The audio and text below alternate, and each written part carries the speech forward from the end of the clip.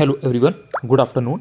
RO ARO 2023 के prelims को निकालने के लिए कृषि के लिए यानी कि एग्रीकल्चर के लिए कैसे तैयारी करें, फाइनल जो ये एक महीना बचा हुआ है इसमें किस तरह से अपने एफर्ट्स को मैक्सिमाइज करें कि आपका कम से कम प्रीलिम्स ना रुके। और एग्रीकल्चर के जो क्वेश्चंस आते हैं, आपने देखा होगा कि यूपीपीसीएस के प्रीलिम्स में एग्रीकल्चर के क्वेश्चन इतने नहीं आते हैं, लेकिन आरओ एआरओ के प्रीलिम्स में हर बार 3 से 4 क्वेश्चन 5 क्वेश्चन आपको कहीं ना कहीं एग्रीकल्चर से रिलेटेड देखने को मिलते ही मिलते हैं। तो इसके लिए क्या किया जाए? देखिए, सबसे पहले तो आपको पता होना चाहिए कि जो संभावित प्रश्नों की संख्या है कृषि के लिए, एग्रीकल्चर के लिए, आरओ एआरओ 2023 के लिए, वो 3 से 5 क्वेश्चन है। यानी कि 3 क्वेश्चन कम से कम आ सकते हैं और 5 क्वेश्चन अधिक से अधिक आ सकते हैं।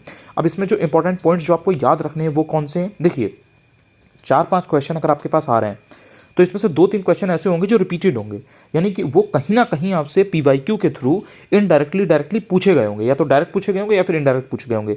वो टॉपिक रिपीट हुआ होगा, वो ऑप्शंस रिपीट हुए होंगे, कुछ ना कुछ पूछा गया होगा। वो मोस्ट इंपॉर्टेंट टॉपिक्स ही होंगे, ये बात आपको ध्यान रखनी है। तो वो तो आपको स्किप करना नहीं है, सबसे पहली बात तो यही है।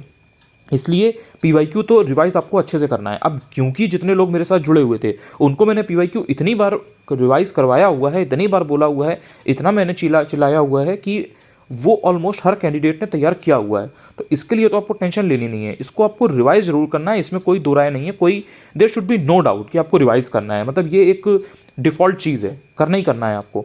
दूसरा पॉइंट इंपॉर्टेंट जो है वो ध्यान रखिए, 4-5 में से 2-3 क्वेश्चन सही करने को ही देखिए। अगर आप ये देखेंगे कि आप अगर 5 क्वेश्चन आ रहे हैं, 5 में से 5 के पाँचों कर ले जाएं, वो कहीं ना कहीं एक सही स्ट्रेटजी नहीं होगी, क्योंकि 1-2 क्वेश्चन रैंडम आते ही आते हैं, वो कहीं से भी एग्जामिनर देता ही इसलिए है सो दैट आप उसके ट्रैप में फंसो और उसके चक्कर में 4 क्वेश्चन आप और इधर उधर के देखो और आपके वो गलत हो जाएं, क्योंकि आपका जो पूरा फोकस है वो उस 1 या 2 क्वेश्चन पर चला जाए जो आप नहीं कर पा रहे हो, रादर देन उन क्वेश्चन को आपको देखना चाहिए था जो आप इजी टू मॉडरेट कर सकते थे उसी पेपर में से। इसलिए ज़्यादा प्रॉफिटेबल नहीं है टाइम के अकॉर्डिंग अगर आप देखो, क्योंकि अब 1 महीना बचा हुआ है। वही टाइम अगर आप हिस्ट्री, ज्योग्राफी, पॉलिटी, इन्वायरमेंट या ऐसी जगह पर लगाओगे जिनमें सॉलिड मार्क्स हैं, आपको पता है कि ये चीज़ एग्जाम में आ सकती है, इसको आपको पढ़ के जाना है, तो वहाँ पर आपको ज़्यादा जो रिटर्न है, जो आप इन्वेस्ट कर रहे हो टाइम, उसके अकॉर्डिंग वो मिलेगा।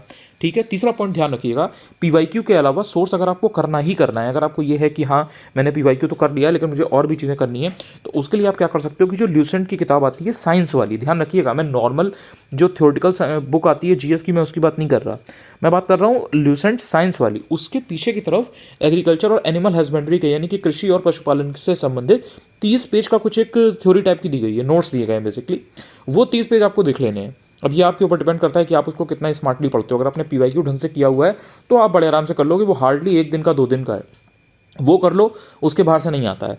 दूसरी चीज़ ये है कि परीक्षावाणी की जो बुक आती है कृषि एवं प्रौद्योगिकी करके, ठीक है, एग्रीकल्चर एंड टेक्नोलॉजी, ये बहुत मोटी किताब है, इट्स अ वेरी वेरी बल्कि बुक, लेकिन इसमें सब कुछ है। मतलब इवन आर को जो मेंस होगा ना, उसके लिए भी आप तैयारी इसी बुक से करोगे। तो अगर आप मेंस लिखने वाले हो, आपको पता है कि हाँ मैं मेंस लिखूंगा, मैं मेंस लिखूंगी, तो आप ये बुक पहले ही ले लेना, बिकॉज अल्टीमेटली आपको ज़रूरत पड़ेगी। लेकिन अगर आपको अभी इतना नहीं सोचना है लॉन्ग टर्म का, तो आप अभी नॉर्मली क्या कर सकते हो कि जो आपको ल्यूसेंट वाला बताया है वो कर सकते हो, वरना सबसे पहले सिर्फ और सिर्फ पीवाईक्यू वाला आप कर लो। ये परीक्षावाणी वाला मैंने उनको बताया जो इनको ये है कि नहीं मुझे प्रो बनना ही बनना है, मुझे एग्रीकल्चर के सारे क्वेश्चंस करने ही करने हैं, चाहे कहीं से भी आए, मुझे इंटरेस्ट है, मुझे पढ़ना है।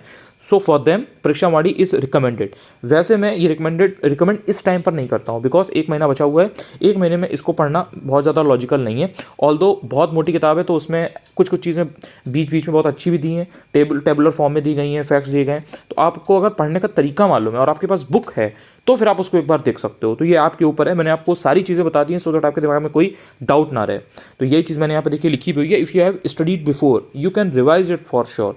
मतलब रिवीजन तो आपका हो जाएगा, लेकिन अगर आप शुरू से ले करके उस बुक को करना चाहोगे परीक्षावाणी को इस टाइम पे, तो कहीं ना कहीं वो सेफ ऑप्शन नहीं होगा। बहुत ज़्यादा रिवाइज करिए एग्रीकल्चर में चीज़ें जो है ना उनसे आप बहुत ज़्यादा फैमिलियर नहीं होते हो। जिस चीज़ से आप फैमिलियर हो उसमें तो कोई दिक्कत नहीं है, आप 1-2 दिन, 4 दिन, 10 दिन बाद भी अगर पढ़ोगे तो you will be able to recall that.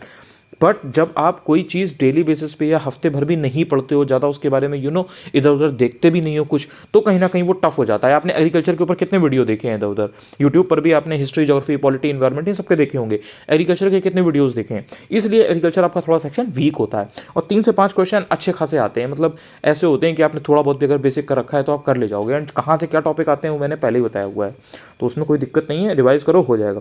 Thank you so much अगर आपने ये वीडियो यहाँ तक देखा है। चैनल को आप सब्सक्राइब भी कर सकते हो अगर आप पहली बार यूट्यूब पर जुड़े हो। बहुत सारे लोग हैं जो वीडियो देखते तो हैं बट वो सब्सक्राइब नहीं करते हैं, चाहे तो सब्सक्राइब भी कर सकते हैं, अच्छा लगता है।